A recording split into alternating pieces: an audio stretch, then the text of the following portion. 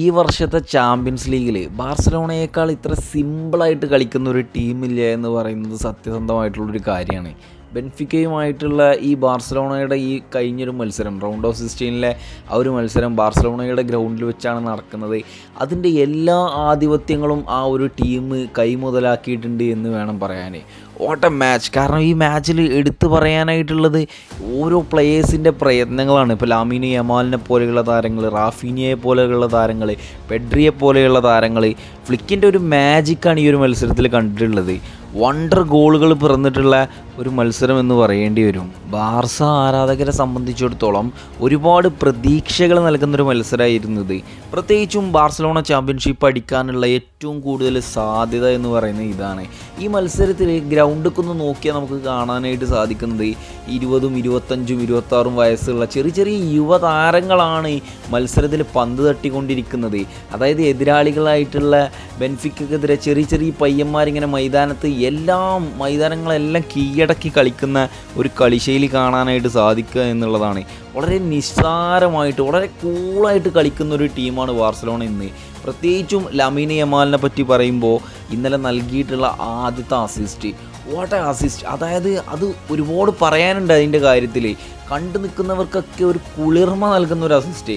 ആദ്യം ഒരു fake shot ഇടുന്നു, കംപ്ലീറ്റ്, അതായത് ബെൻഫിക്കൻ ഡിഫൻസിനെ കംപ്ലീറ്റ് ബീറ്റ് ചെയ്തിട്ടാണ് നമ്മുടെ റാഫിനിയയിലേക്ക് ആ പന്ത് എത്തിച്ചു കൊടുക്കുന്നത്. പിന്നീട് റാഫിനിയയുടെ മനോഹരമായിട്ടുള്ളൊരു ഫിനിഷിങ്, സത്യം പറഞ്ഞു കഴിഞ്ഞാൽ ഒന്ന് രോമാഞ്ച ആയിപ്പോയി എന്നൊക്കെ പറയില്ലേ, അജ്ജാതി തരത്തിലുള്ള ഒരു ഫിനിഷിങ്ങാണ്. ഇന്നലത്തെ മത്സരത്തിലേക്ക് വരുമ്പോൾ തന്നെ 63% പൊസിഷൻ കീഴടക്കിയിട്ടാണ് ബാർസലോണ ഈ ഒരു മത്സരം ആകെ മൊത്തം ഒന്ന് അടക്കി പിടിച്ചത്. പ്രത്യേകിച്ച് ബാർസയുടെ അറ്റാക്കിങ് എന്ന് പറയുന്നത് അത്രക്കും ടോപ്പ് ലെവലിലായിരുന്നു. 18ഓളം ടോട്ടൽ അറ്റംപ്റ്റ് നൽകിയിട്ടുണ്ട്, 47ഓളം അറ്റാക്ക് കൊടുത്തിട്ടുണ്ട്. പിന്നെ മറ്റൊരു വ്യത്യസ്തകരമായിട്ടുള്ള കാര്യം എന്താണെന്ന് അറിയോ, നമ്മൾ ഈ സെറ്റ് പീസിൽ നിന്നാണ് ബെൻഫിക്കയെ സംബന്ധിച്ചിടത്തോളം അവരൊരു ഗോൾ നേടുന്നത്. തിരിച്ചടിച്ച ആ ഒരു ഗോള് 6ഓളം സെറ്റ് പീസ്, അതായത് 6ഓളം കോർണർ കിക്കുകൾ ബെൻഫിക്കയ്ക്ക് കിട്ടിയിട്ടുണ്ട്.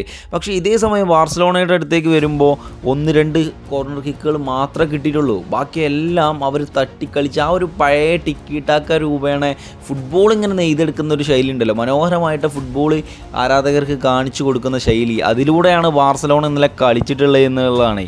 പൊസിഷൻ ആക്യുറസിയിൽ വരെ നോക്കുകയാണെങ്കിൽ 90% ഇന്നലെ ബാർസലോണക്ക് ഉണ്ട് എന്നുള്ളതാണ്. എനിക്ക് ഏറ്റവും കൂടുതൽ എടുത്തു പറയാനുള്ള താരം എന്ന് പറയേണ്ടത് ലാമിൻ യമാൽ തന്നെയാണ്. കാരണം യമാലിനെ സംബന്ധിച്ചിടത്തോളം ഒരു 17-18 വയസ്സുകാരനായിട്ടുള്ള യമാൽ കാഴ്ചവെക്കുന്നത് എത്രയോ സീനിയറായിട്ടുള്ള, എത്രയോ എക്സ്പീരിയൻസ് ഉള്ള ഒരു ഫുട്ബോളറിലെ ആ ഒരു ശൈലിയിലാണ്.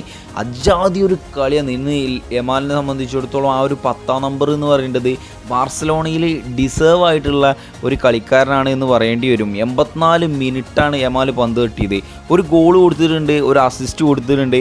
ടോട്ടൽ 5ഓളം അറ്റംപ്റ്റ് നടത്തിയിട്ടുള്ള വൺ ഓഫ് ദി ബെസ്റ്റ് പ്ലേയേഴ്സിൽ ഒന്നാണ്.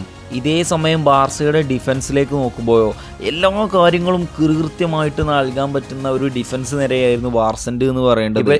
നമ്മുടെ റാഫിനിയയെ സംബന്ധിച്ചിടത്തോളം റാഫിനിയ 2 ഗോൾ നേടുന്നുണ്ട്. ആ രണ്ടാമത്തെ ഗോളിന് വഴിയൊരുക്കുന്നത് അലക്സാണ്ടർ ബാൽഡയാണ്. ബാൽഡയെ ആ ഒരു പന്ത് കൊണ്ടുവരുന്ന ഒരു കൗണ്ടർ അറ്റാക്കാണ്. അതായത് എല്ലാ ഡിഫൻസിനെയും കംപ്ലീറ്റ് ബീറ്റ് ചെയ്തിട്ടുള്ള ഒരു പാസ് കൊടുക്കുന്നു.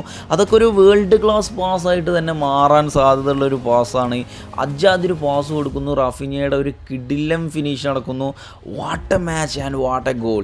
ഇതിലേറെ ഉപരി എനിക്കിഷ്ടപ്പെട്ടത് പെഡ്രിയാണ്. കാരണം പെഡ്രിയോട് ആരാധകർ ചോദിക്കുന്ന ഒരു ചോദ്യം എന്ന് പറയുന്നത്, നിങ്ങൾ ഏത് പൊസിഷനാണ് ബായ്? കാരണം പെഡ്രിയെ ചിലപ്പോൾ നമ്മൾ കാണൽ ബെൻഫിക്കയുടെ ബോക്സിലായിരിക്കും, പിന്നെ ഏതെങ്കിലും ഒരു പ്ലെയറെ പിന്തുടർന്ന് ആ പന്ത് എടുക്കുന്നത് വരെ ചിലപ്പോൾ ബാർസലോണയുടെ ബോക്സിൽ വരെ ഓടിപ്പാഞ്ഞ് കളിക്കുന്നുണ്ട്. മധ്യനിര അടക്കി ഭരിച്ചുകൊണ്ടിരിക്കുകയാണ്. ഒരു പഴയ ഇനിയസ്റ്റയൊക്കെ നമുക്കിങ്ങനെ ഓർമ്മ വരും. കാരണം അജാതി പെർഫോമൻസാണ് പെഡ്രിയെ സംബന്ധിച്ചിടത്തോളം ഈ ഒരു മത്സരത്തിൽ കാഴ്ചവെച്ചിട്ടുള്ളത്. എങ്ങനെ വന്നാലും ഈ UCL ഒരുപാട് സാധ്യതകൾ തെളിയിക്കുന്നുണ്ട് FC ബാർസലോണ എന്ന് പറയുന്നത്. ഫ്ലിക്കിൻ്റെ ആ ഒരു മായാജാലത്തിൽ, ആ ഒരു തന്ത്രത്തിൽ ബാർസലോണ കാഴ്ചവെച്ചുകൊണ്ടിരിക്കുന്നത് വളരെ ഗംഭീരമായിട്ടുള്ളൊരു ഫുട്ബോളാണ്.